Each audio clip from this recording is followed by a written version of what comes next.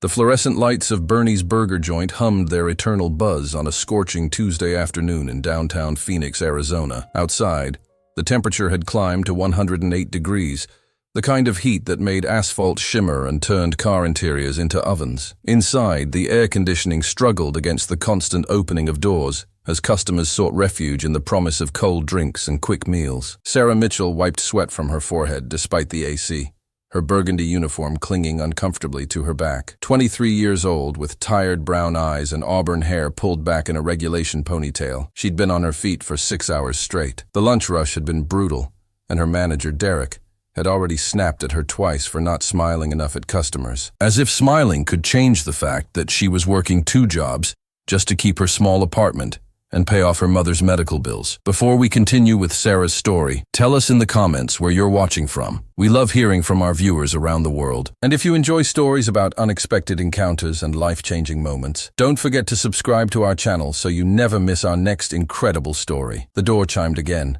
and Sarah looked up from wiping down the counter. A man walked in, and immediately, something about him seemed different from the usual customers. He was tall, perhaps in his early 40s, with olive skin and dark eyes that held an unusual depth. He wore a simple white linen shirt and dark slacks.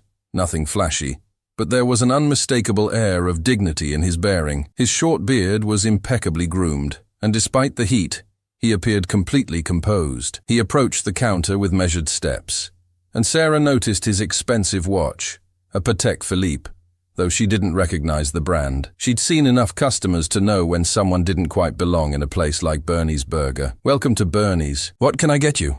Sarah asked, her voice flat with exhaustion. The man smiled warmly, his eyes crinkling at the corners. "Good afternoon. I would like to try your signature burger, please, with no onions, and a water." His accent was subtle but distinct. British educated with Middle Eastern undertones. Professional. Cultured. Sarah punched in the order mechanically. "That'll be $8.47. The man reached for his wallet, but as he opened it, his expression shifted slightly. He checked another pocket, then looked up at Sarah with genuine embarrassment. "I apologize. This is quite awkward, but I seem to have left my credit cards at my hotel. I have cash, but only large bills. Do you accept $100 bills?" Sarah's jaw tightened. She'd heard every excuse in the book. Just yesterday, a teenager had tried to walk out with a milkshake claiming he'd forgotten his wallet. Derek had blamed her for not watching closely enough. "We don't make change for hundreds," she said curtly, though this wasn't strictly true. "Company policy." The man nodded, understanding. "I see. Is there perhaps an ATM nearby?" "2 blocks down, past the pharmacy," Sarah responded, already looking past him to the growing line behind him. "Next customer, please." The man stepped aside gracefully without protest or indignation. As he moved toward the door, a younger man in an immaculate suit rushed in, slightly out of breath. "Mr. Al-Rashid, sir, I apologize for the delay. The traffic was—" He stopped, seeing his employer's calm expression. "It's quite all right, James. I was just going to find an ATM." James immediately pulled out a wallet. "Please, sir, allow me." But the older man raised a hand gently. "No need. I can manage." He glanced back at Sarah with a kind smile, not a trace of resentment in his expression, and walked out into the punishing heat. James approached the counter, his face flushed with a mixture of embarrassment and something else. Concern, perhaps. "Miss, I'd like to pay for Mr. Al-Rashid's order, and please add whatever he wanted." Sarah, now slightly unsettled by the interaction, processed the payment. "Who was that guy anyway?" James looked at her with surprise. "You don't know? That's Khalid Al-Rashid." The name meant nothing to Sarah. She shrugged. "Should I?" James hesitated, as if unsure whether she was joking. "He's one of the most influential businessmen in the world. He owns Al-Rashid Global Enterprises, real estate, technology, renewable energy across 4 continents. Sarah's hands froze over the register.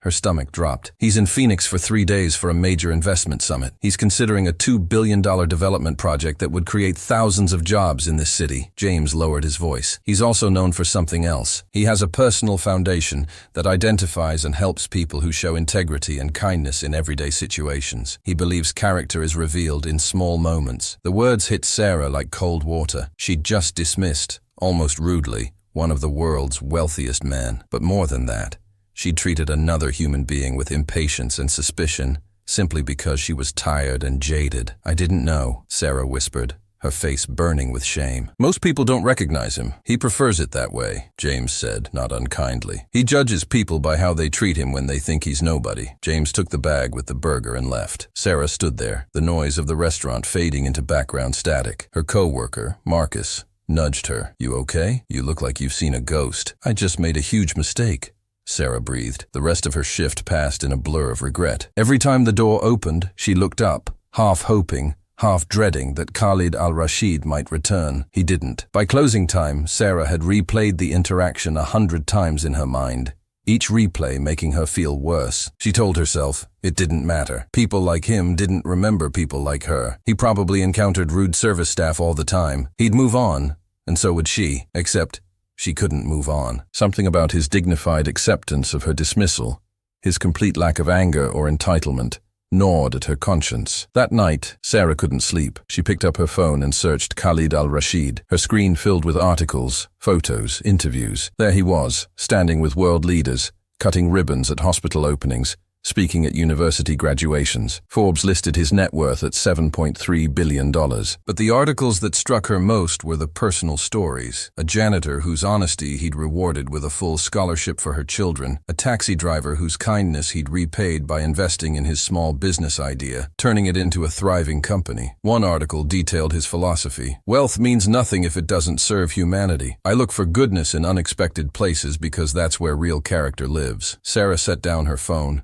tears burning her eyes. She hadn't shown goodness. She'd shown exactly what months of exhaustion, financial stress, and disappointment had turned her into. Cynical, dismissive, harsh. The next morning, Sarah woke with determination. She had to apologize. She called in sick to her evening shift at the grocery store, something she never did, and spent the morning trying to figure out how to reach him. The internet told her he was staying at the Phoenician Resort, one of the most exclusive hotels in Scottsdale. Sarah had never been anywhere that fancy. She put on her best dress, a simple blue cotton one she'd bought for her mother's funeral, and took 2 buses to get there. The resort was stunning, all elegant architecture and manicured gardens, with palm trees swaying gently in the hot breeze. She felt completely out of place. At the front desk, a polished receptionist gave her a polite but distant smile. "How may I help you?" "I need to speak with Khalid Al-Rashid.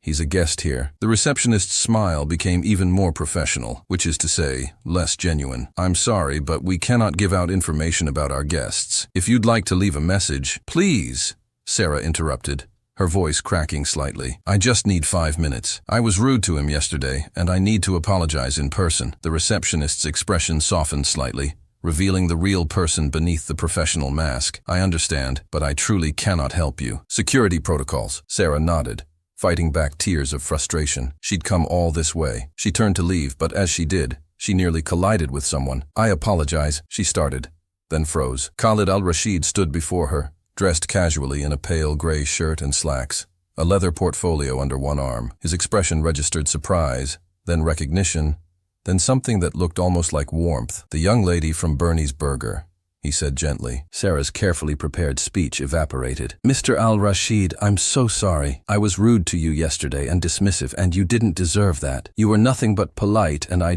wasn't kind, and I'm sorry." She was rambling, she knew, but the words kept coming. "I found out who you are, and I feel terrible, but I should have felt terrible anyway, before I knew, because you deserved basic respect regardless of who you are, and I'm just so sorry." Khalid listened patiently, his dark eyes studying her with interest. When she finally ran out of words, he spoke. "May I ask your name?" "Sarah. Sarah Mitchell." "Sarah, would you walk with me for a moment?" He gestured toward the resort's garden, and Sarah nodded, falling into step beside him. They walked in silence for a moment, past fountains and flowering cacti, before Khalid spoke. "Do you know what impressed me most about our interaction yesterday?" Sarah shook her head, confused. "You came here. You tracked me down, took time from your day, and apologized. Not because you had to, not because anyone would know, but because you felt it was right." He paused by a fountain, turning to face her fully. "That tells me far more about your character than a moment of impatience ever could." "But I was rude." "You were tired," Khalid corrected gently. "You were overwhelmed. You're working, what, 2 jobs? 3? 2, Sarah admitted quietly. "And supporting family?" "My mom passed away 8 months ago. Cancer. I'm still paying off her medical bills." Khalid nodded slowly, as if this confirmed something he'd suspected. "Sarah, do you know how many people treat service workers poorly every single day? How many never think twice about it? How many, if they did realize they'd been dismissive to someone wealthy or important, would apologize only because of who that person was?" Sarah felt tears threatening again. "That's not why I came. I know," Khalid said simply. "That's precisely my point. You came because you recognized you'd failed to meet your own standards, regardless of who I was. That's integrity." He reached into his portfolio and pulled out a business card, writing something on the back. "I'd like to offer you something. My foundation provides scholarships and career development support for people who demonstrate exceptional character in difficult circumstances. I think you qualify." Sarah stared at the card, unable to process what was happening. "I can't accept this. I don't deserve. Everyone deserves an opportunity to rise above their circumstances,"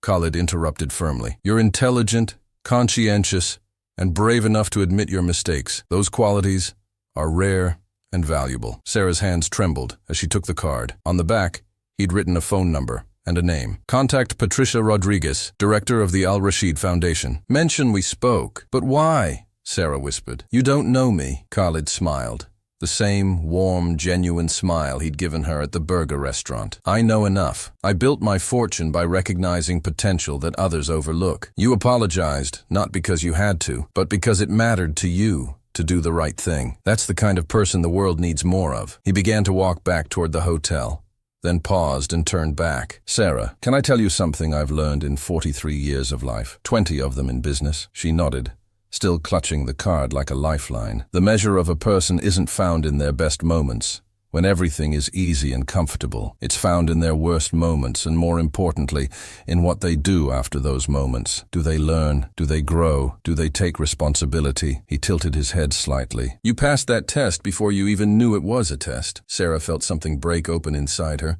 months of stress and grief and exhaustion suddenly releasing. "Thank you," she managed. "Thank you for seeing past yesterday. Thank you for reminding me why I do what I do," Khalid replied. "I meet many people who want opportunities.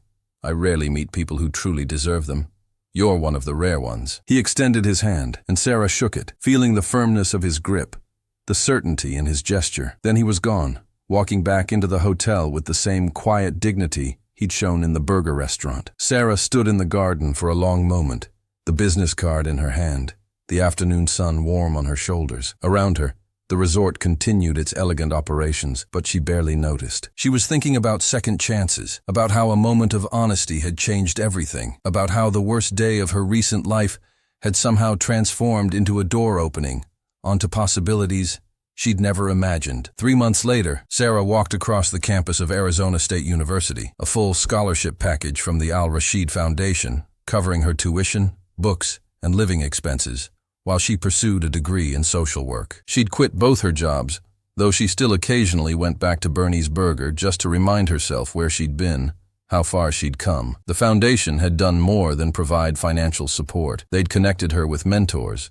therapy to process her grief over her mother's death, and a community of other scholarship recipients who'd all been chosen for the same reason: character demonstrated in difficult moments. Sarah had framed that business card and hung it in her small apartment, not as a trophy, but as a reminder that integrity mattered, that apologizing mattered, that treating every person with dignity mattered, regardless of who they were or what they could do for you. She'd learned that Khalid Al-Rashid visited Phoenix twice more that year, and each time he'd taken her to lunch, not at expensive restaurants, but at places like Bernie's Burger, small diners, food trucks. He'd told her that he never forgot where real life happened, in the everyday interactions between ordinary people trying to navigate extraordinary challenges. "The world is full of people waiting to be discovered," he'd told her during one of those lunches. "People whose circumstances have obscured their potential. My wealth gives me the privilege of looking past those circumstances. Your honesty gave you the privilege of being seen." Sarah had asked him once why he'd really helped her. "Was it really just because I apologized?" Khalid had considered the question carefully before answering. "I help many people, Sarah, but I invest deeply in those who show me they understand something crucial, that who we are when no one important is watching is who we truly are." You were exhausted and overwhelmed, yes. But when you realized you'd fallen short of your own values, you didn't make excuses, you didn't rationalize, you didn't minimize, you took action to make it right. He'd leaned forward then,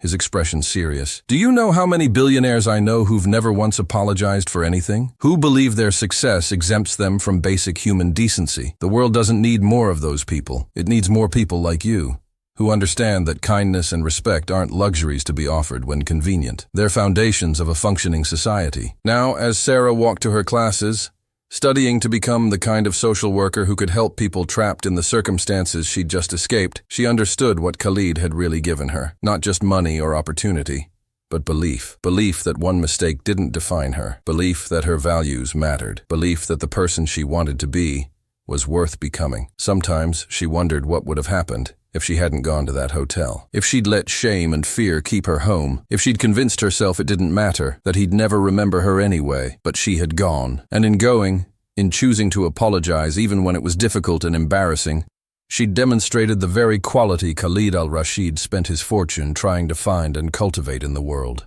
The courage to do the right thing, especially when it costs you something. The afternoon sun cast long shadows across the campus as Sarah headed toward her next class. Her phone buzzed with a text from Patricia Rodriguez, the foundation director who'd become a mentor and friend. Khalid is in town next week. Dinner Thursday? He wants to hear about your semester. Sarah smiled and typed back, I'll be there. And this time, I'm buying, even if it's just burgers. Patricia's response came quickly. He'd love that. See you Thursday. Sarah slipped her phone back into her bag and continued walking, feeling the weight of gratitude and purpose settle comfortably on her shoulders. She'd learned something that summer afternoon in a fast food restaurant, something that would guide the rest of her life. Every interaction matters. Every person deserves dignity.